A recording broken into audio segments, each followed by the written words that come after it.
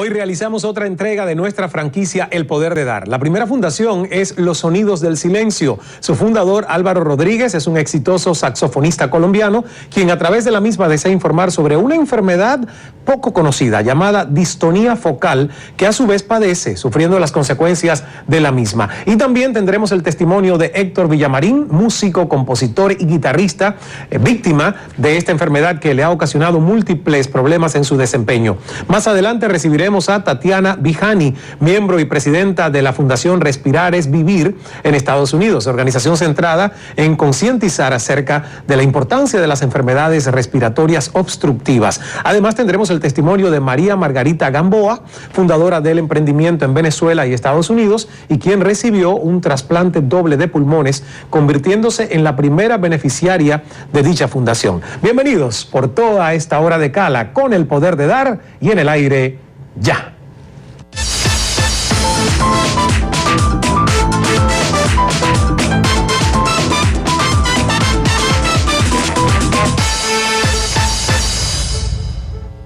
Saludos desde Miami, soy Ismael Cala, bienvenidos. Tenemos una gran hora de nuestra franquicia El Poder de Dar, y antes de comenzar con nuestros primeros dos invitados de esta hora, quiero comenzar con la reflexión. ¿Alguna vez se ha preguntado por qué hay personas que han tomado la decisión de brindar ayuda al prójimo, así, a conciencia, con todo lo que eso significa? Yo me atrevería a decir que quizás no hay una única respuesta concreta ni precisa a esta pregunta, porque a través de mis ya varios años entrevistando a tantas personas diferentes, he conocido a aquellos en los que el dar se convirtió más que en una prioridad, en una verdadera necesidad muy íntima de llenar un vacío de propósito, de llamado, de trascendencia, mientras que para otros el dar les llega a sus vidas sorpresivamente como un llamado a un cambio personal. Y están los que siempre tuvieron la certeza de que su vida estaba destinada a dar y servir a los demás. Así que no importa cómo lleguemos a ese camino, la clave es darnos cuenta de que existe esa necesidad o ese vacío, si quieres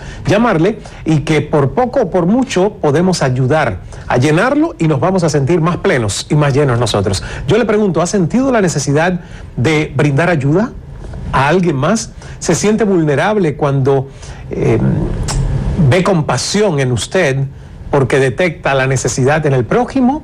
¿Ha recibido ayuda alguna vez en su vida? Yo creo que es difícil contestar no, sobre todo a esta última pregunta.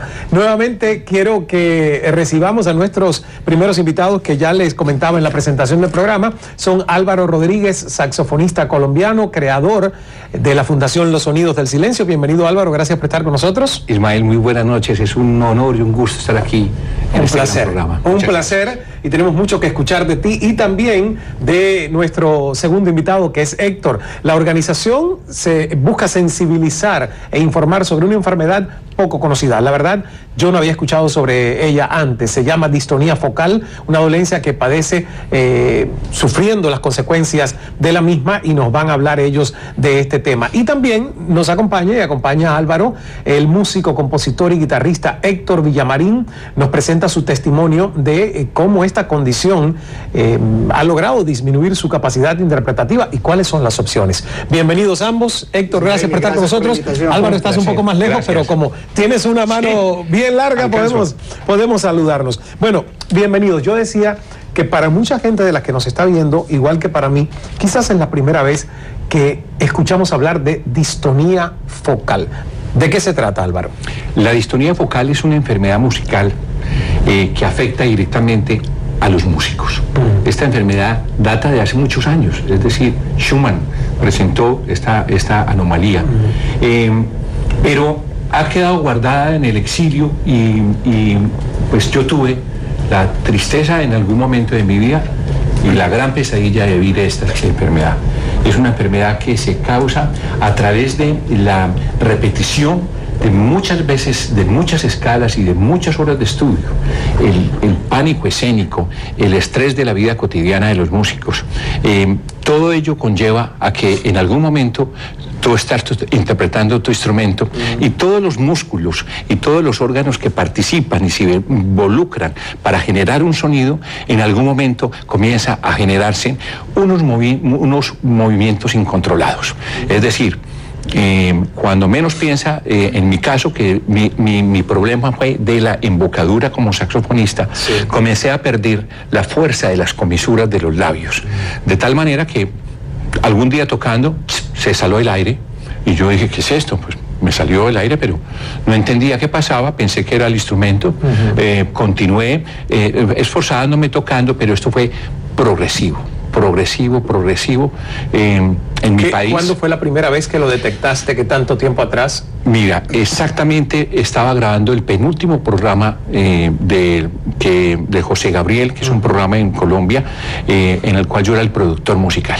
Así que di la señal a la banda para entrar. 1, 2, 3, esa primera nota no salió. Volvimos, tomamos el tema, me concentré y salió, y ahí arranca la pesadilla en mi vida. 3 años buscando neurólogos en Colombia, hablando con juntas de médicos, otorrinos y toda la gente que está involucrada, nadie tuvo una respuesta para mí hasta que terminé tocando 3 notas de mi saxofón y renunciando a mi pasión y a mi sueño. Wow.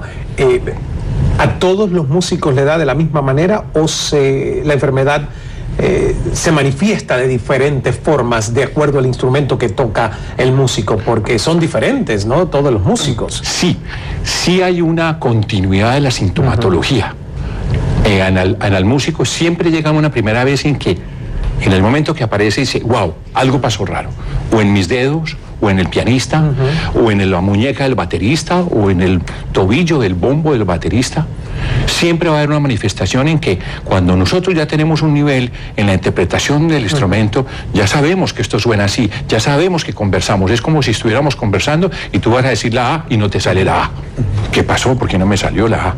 Por decir algo. Pero sí hay una sintomatología generalizada de todos los músicos que estamos en la fundación hoy vinculados. Cada uno tiene un momento exacto en donde dice, a mí me pasó en este instante. ¿Cuál fue tu momento, Héctor? Ismael, eso fue aproximadamente hace 6 meses. Quiero recordar que antes, sí, realmente es un caso muy reciente. Antes de yo comenzar con la distonia focal, yo tenía jornadas de estudio muy fuertes, en pro de ser muy buen guitarrista, ser un gran músico con ese perfil muy perfeccionista. ¿Eres profesor de guitarra? Yo soy docente de guitarra y tengo un ejercicio como guitarrista. Quería ser el mejor, no respetaba mis tiempos de descanso, no respetaba los tiempos que requería mi cuerpo para descansar. Y fue hace 6 meses que en un ensayo con una de las bandas que yo toco, empecé a experimentar que me costaba dificultad con la mano izquierda ejecutar movimientos que para un principiante serían muy sencillos. Wow. Entonces yo en ese momento sentí shock, pensé que era falta de entrenamiento, de estiramiento, de algo de técnica, y empecé a trabajar los días siguientes en fortalecer la parte de la técnica. Me di cuenta que no, que el problema seguía avanzando y aparecieron otros síntomas como los espasmos en el dedo, los dedos se me iban hacia atrás, una sensación como de agarrotamiento en los dedos, y algo muy particular, mis dedos hacían una presión que yo no estaba controlando sobre la guitarra, hasta el punto de que mis dedos se doblaban. Ahí fue donde entendí que algo estaba funcionando mal. Y lo curioso es que mi mano funcionaba perfecto para hacer cualquier otra actividad, inclusive cuando yo tocaba el piano funcionaba bien, era que mi cerebro de inmediato asociaba la guitarra con la distonía. Era una asociación directa.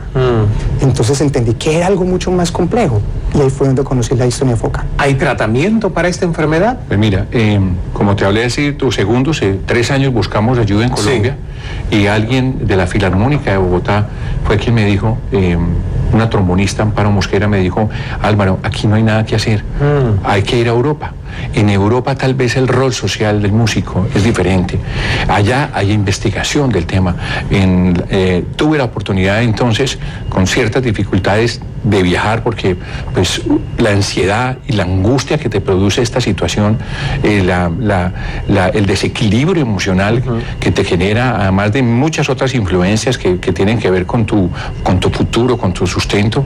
Entonces yo dije, no, pues yo tengo que estar en Europa, y llegué a Madrid, en donde tuve una presencia con un rehabilitador, y luego estuve en Barcelona, en donde hay un centro de rehabilitación para músicos que llegan de todo el mundo. Allí entendí y efectivamente la enfermedad es reversible. Hay un proceso de rehabilitación, serán algunos casos que no se puedan, hay un porcentaje estimado, pero consideramos que el 90% de los músicos que hagan un proceso de rehabilitación constante puede llegar a recuperarse. Eso es una buena noticia. Eso es una gran noticia y es un mensaje de alivio para los músicos que en este momento puedan estar escuchando o que puedan estar viviendo este momento. Además, porque ustedes son músicos con una trayectoria ambos de logros, de satisfacciones. En el caso de Álvaro, yo quiero que cuentes la anécdota cuando Bill Clinton decide espontáneamente sumarse y hacer un dúo contigo, porque me parece algo impresionante. Héctor ha estado invitado también en las presentaciones de Manzanero. O sea, ustedes son músicos que no son, como tú acabas de decir, principiantes, son músicos consagrados con sus carreras. Cuéntame un momentito la anécdota con Clinton. Bueno, en alguna oportunidad de nuestra actividad, de estar en diferentes eventos, tuve la oportunidad de conocer para ese entonces en Colombia quién era el presidente Pastrana. El presidente Pastrana era cercano al presidente Clinton y conocía en su amistad sus habilidades con la música del presidente Clinton, con el saxofón. Así que hubo un encuentro empresarial importante en el Castillo San Felipe y yo fui el seleccionado para, con nuestro quinteto, ir a amenizar la cena al presidente. Pero detrás de eso había también un poco de querer seducir e invitar en una visita diplomática, que tú entenderás que eso es completamente cerrado, la posibilidad de que el presidente tocara. Así que yo llevé 2 saxofones e inicié inclusive investigando un poco cuál era el gusto de las canciones preferidas del presidente Clinton, y entre ellos estaba My Way y otras canciones. Así que salí por la retaguardia, era un escenario con 300 mesas, con una gran tarima, y salí por detrás tocando mi saxo con un sistema inalámbrico. Yo veía al presidente Clinton inquieto, él buscaba dónde estaba su saxofonista, porque en ese sentir pues uno se identifica dónde suena, y yo venía caminando, así que llegué a la mesa presidencial tocando My Way, y toqué un par de canciones como un cha-cha-cha, que ha sido del gusto también de los americanos, de tal manera que el regalo que le llevaban al presidente era una boquilla, uno de los detalles, una boquilla Berlarse maravillosa, y una modelo afro hacía la representación de nuestra India, Catalina. Así que llegó ella con esa boquilla en un momento tensionante donde todo el mundo se desbarató el protocolo, y el presidente recibió la boquilla, la miró con admiración, humedeció la caña, momento en el que mi reto de invitarlo, seducirlo para que nos acompañara, se hizo una realidad. Él se paró y escogió los saxofones, tenía un Selmer Paris y un Yamaha Super Action, y él dijo, pues el Selmer Paris, que era mi viejo saxofón, así que le cedí mi instrumento y subimos a esa tarima en donde tocamos Summertime. Eso fue una noche maravillosa, periodistas, políticos, empresarios de nuestro país estaban alrededor, y bueno, y eso fue una inspiración también para mí, estar a uno de los grandes y tocar un tema de jazz que fue maravilloso. Histórico, y además después de eso también tu carrera pues siguió adelante, floreció, nuevas oportunidades de grabación, muchas cosas sucedieron. Emocionalmente, más allá del aspecto físico, ¿verdad?, de que no puedan dar la nota, de que se den cuenta que su capacidad de ejecución no es la misma, emocionalmente, ¿qué tanto les afectó, Héctor? Porque el tuyo es reciente. Sí, claro. En mi caso, los primeros días fueron difíciles. Yo sentí una frustración grande de sentir que algo que yo había cultivado por más de 20 años se estaba perdiendo. Yo empecé a reducir cerca de un 40% de mi velocidad, de mi interpretación, de mi capacidad. Me sentí muy triste y más sin saber qué era lo que me estaba sucediendo. Pero creo que fue vital empezar a entender el problema, y me ayudó en parte que siempre he tratado de ser una persona muy estructurada emocionalmente y espiritualmente.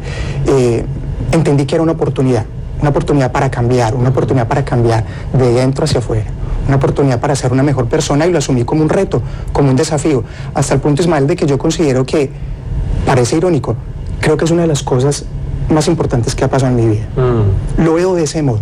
En un principio fue duro y difícil, pero eso para mí ha implicado un proceso de transformación personal un proceso de transformación. Quiero ser un mejor músico, un mejor ser humano, y creo que cuando salga de esto voy a ser una mejor persona para las demás personas que puedan estar pasando por esta situación. ¿Ya estás en tratamiento? Ya estoy en ese proceso de rehabilitación. De 3 meses para acá empecé a seguir el modelo del doctor Joaquín Farias. Es un biomecánico, doctorado en biomecánica, especialista en tratamiento de distonías focales con músicos. Estoy siguiendo un proceso de autorrehabilitación basado en el principio de la neuroplasticidad, de cómo a partir de un cambio de plástico en el cerebro y de la integración de otras disciplinas, sin tener que intervenir al paciente quirúrgicamente, se puede lograr una rehabilitación más pronta. Y eso es lo que estoy haciendo en este momento, mientras llegan los especialistas que estamos buscando. Voy a hacer una pausa porque quiero escuchar tu historia, Álvaro, y tengo que ir a publicidad, pero no sin antes invitarte a que tomes el saxofón. Tienes, o sea, tienes un aditamento, ¿no? Que es lo que te ayuda a ejecutarlo, me lo explicas en el próximo segmento. Perfecto. Pero por el momento vamos a escucharte, se escucha fantástico, porque ya hicimos una prueba fuera de cámaras. Vamos a la pausa y enseguida regresamos con más de esta entrega del Poder de Dar con los músicos Álvaro Rodríguez y Héctor Villamarín, quienes están hablándonos de la enfermedad llamada distonía focal y la fundación Los Sonidos del Silencio, de la cual vamos a hablar al regreso. Adelante, maestro.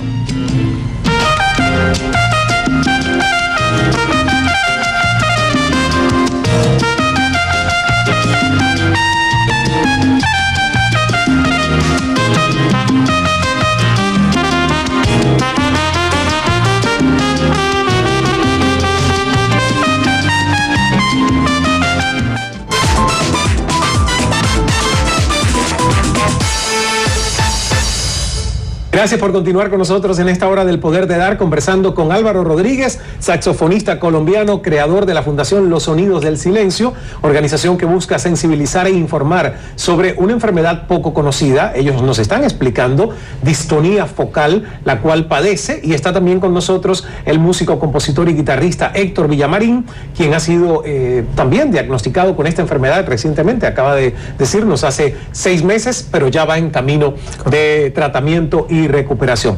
Álvaro, yo quería que también nos hablaras de la parte emocional, porque en mis notas tengo que tuviste que suplir la falta de tono muscular en tus labios pegando cinta de cirugía en las mejillas, de las mejillas a la boca, que te permitía tocar medianamente bien, pero ahora te vemos tocar con esta pieza. ¿Es plástico? Correcto. Pues mira, muy importante, yo cuando percibí la enfermedad, entonces yo no quería dejarme vencer y comencé a utilizar todo este tipo de elementos. Como salía al aire por las comisuras, entonces me pegaba cintas y cada vez fue peor. Realmente el grado de depresión es gravísimo. La enfermedad emocionalmente, en el caso de Héctor, que es una persona con espíritu de salir adelante, ojalá varios músicos tuvieran esta actitud. Héctor está manejando conmigo desde la fundación lo que nosotros estamos creando como departamento de investigación, pero la enfermedad no solamente acaba con la posibilidad de interpretar un instrumento, acaba con tus sueños, acaba con tu capacidad de subsistencia de tu familia. El músico comienza a ser degradado en la sociedad, lo sacan los músicos, el músico ya no lo llaman a tocar, el músico le da pena.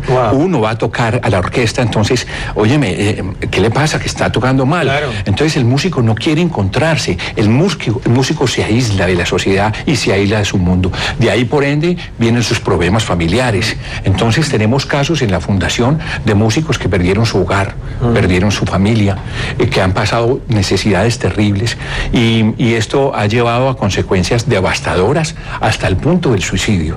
Tuvimos un cartagenero, trombonista espectacular, que tocó en Bogotá con las mejores bandas y con grandes artistas, que lamentablemente en el momento que le dio esto, hace más o menos 8 años, su decisión fue lamentarse, ahorcarse y suicidarse. ¿Y no existía todavía la fundación? No ¿Qué tiempo lleva de fundada? La fundación, en el tema de investigación y desarrollo, llevamos 3 años. 3 años. Que ha sido el tiempo que yo llevo de mi distonía. Llevo 3 años distónico. O sea, tú creas la fundación. Primero fue el proyecto WIND. Sí, ¿no? El proyecto WIN nace precisamente a partir de mi incapacidad y que yo voy a España y entiendo que sí hay rehabilitación, pero que no puedo entender cómo en mi país los músicos que no tienen la oportunidad de viajar a España, ¿qué va a pasar con esta gente? Cuando yo regreso al país y comienzo a encontrar casos en universidades, en jóvenes estudiantes, en adultos, en personas que sustentan su familia, es cuando yo digo, no, tenemos que traer especialistas del mundo a Colombia y seguramente de Colombia hacia Latinoamérica, porque ahí no hay ese tipo de fundaciones trabajando por el tema de la enfermedad. Increíble, ¿no? Que en Colombia entonces no existía, digamos, no solo una fundación, sino recursos, conocimiento, información para que muchos músicos entendieran qué le estaba pasando y cuál es la ayuda que necesitaban. Claro, realmente somos pioneros y lo estamos haciendo. A mí me nace de lo más profundo de mi sentimiento. Jamás yo pensé que iba a vivir una sensación de una vida altruista, de ayuda. Yo tocaba con la banda, con los músicos y ayudábamos porque había trabajo y esa era una forma de trabajar, pero yo pensé que yo iba a estar con mi saxofón. Mi camino era otro y hoy lo entiendo y por eso estamos en este tema. ¿Sigues tú ejecutando la guitarra, haciendo presentaciones públicas? Ismael, sí, mira, te cuento, en este momento yo lidero un show musical llamado Back to Black Tribute Band, con el cual hacemos un tributo a la reina del soul y del R&B, Amy Winehouse. Hacemos un recorrido por toda su carrera. Hicimos muchas presentaciones en Colombia y ya teníamos contratos para hacer presentaciones fuera. Me tocó hacer un stop.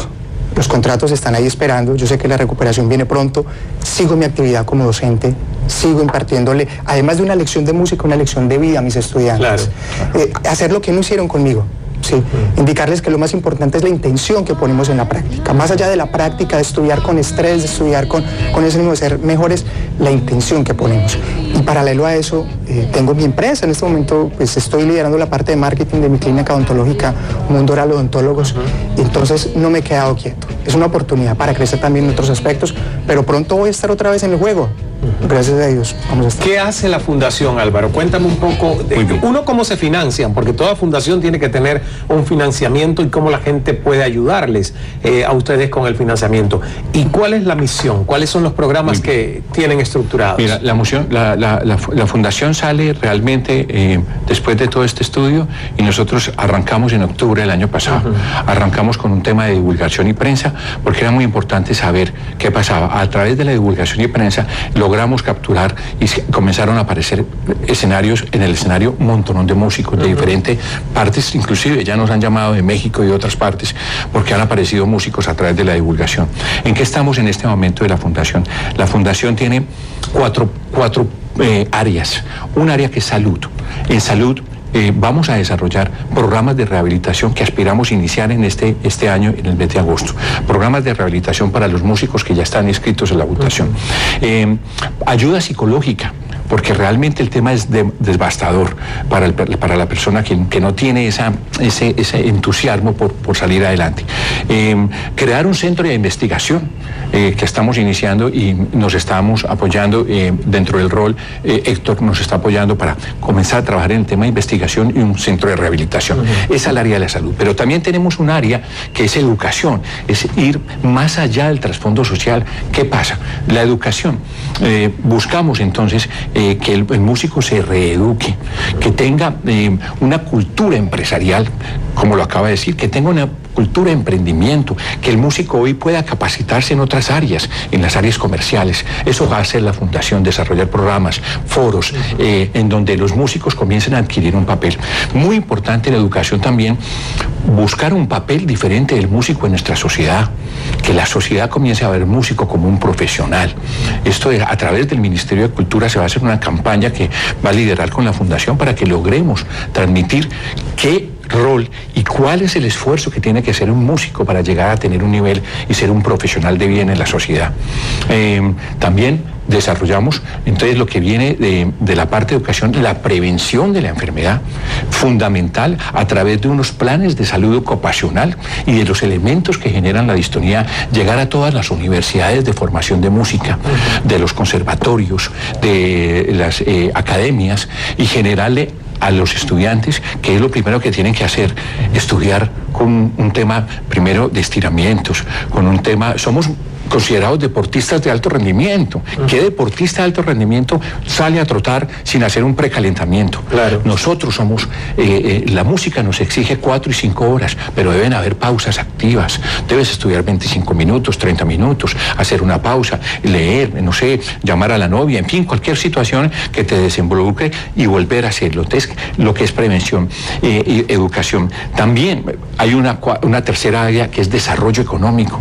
Hay que buscar alternativas y oportunidades de ingresos para estos músicos que están en este momento pasando necesidades. Claro, porque si no están haciendo música, claro, y de eso nada más viven, entonces... Totalmente. ¿Qué pasa durante esos meses en los que están recibiendo tratamiento, no? Claro, entonces esa parte de desarrollo económico involucra que vamos a generar academia.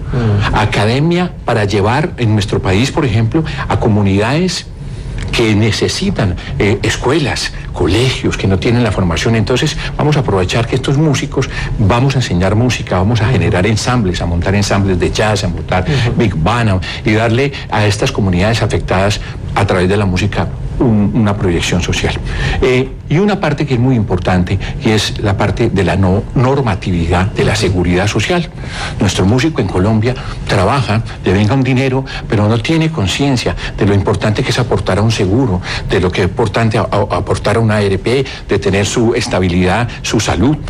Entonces, tenemos que llegar con un proyecto de ley para que esta enfermedad sea tipificada en el POS y podamos llegar y tipificarla como una enfermedad profesional de los músicos, para que el día de un porcentaje, gracias a Dios que no es muy alto, estamos hablando del 3 o 4% de la población musical que puede ser afectada, ese músico tenga por lo menos una excusa médica, tenga una incapacidad que le permita a él llevar una vida justa, equilibrada. Esas 4 áreas tienen varios programas que cada uno de esos van a llevar a que la fundación sí rehabilita músicos, pero tenemos un profundo reto social que nos permita ser una fundación en el tiempo autosostenible y que logre ayudar a una comunidad inmensa.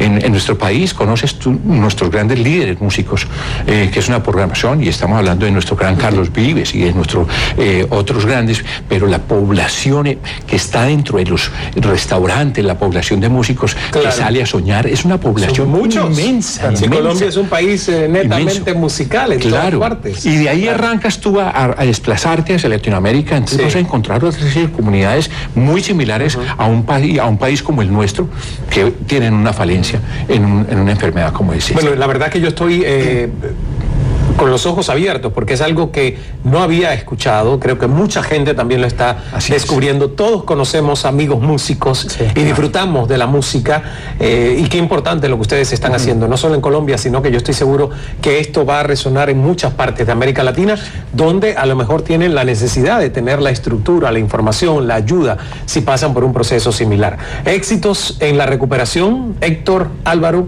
Gracias por todo. Álvaro también es conferencista. Gracias por estar con nosotros, y vamos a despedirlo con música. Claro. ¿Qué le parece? Un piel canela. Un piel canela. Bien latino para todos. Muy bien. Bueno, pues vamos a hacer una pausa con música, y cuando regresemos seguimos con más de esta hora del Poder de Dar en Cala. Adelante, maestro.